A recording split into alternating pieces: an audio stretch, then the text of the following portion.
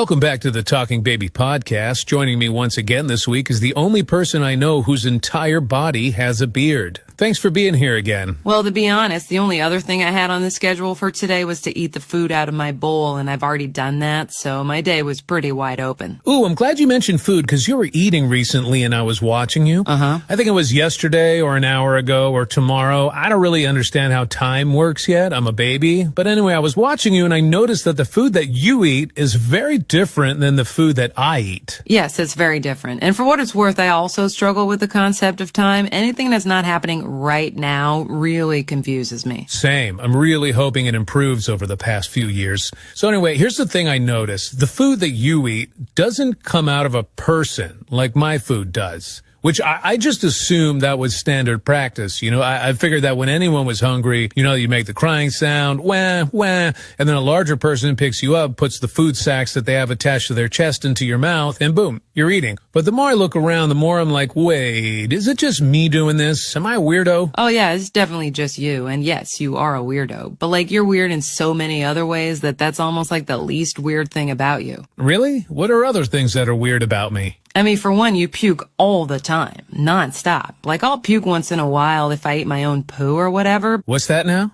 Oh, you know how like when you're in the backyard and you're a little hungry, but mostly you're bored and you see an old pile of your own poo and you're like, meh, why not? And so you eat it and then your stomach's like, ooh, I did not like that. And so you puke, you know, like the normal reason people puke. I'm starting to get the feeling that you may be unreliable as a source for what's normal and what's weird, but do go on. Oh, another weird thing about you is that you're like super small compared to other people. Yeah, I've definitely noticed that before, but I always assumed that I was a totally normal size and that they were all just giant freaks. Nah, you tiny, bro. Whoa, hold on. I just had the craziest thought. You want to taste your own poo? What?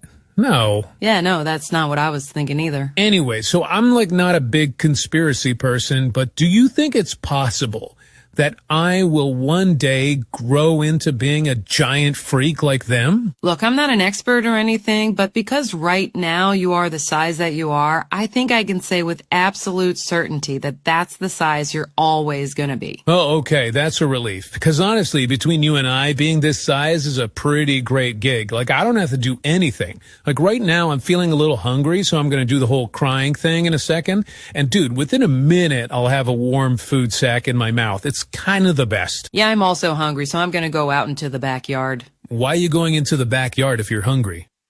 No reason. Right, and I'm the weird one. I guess we're both going to be puking in a few minutes. Whoa, am I starting to understand how time works?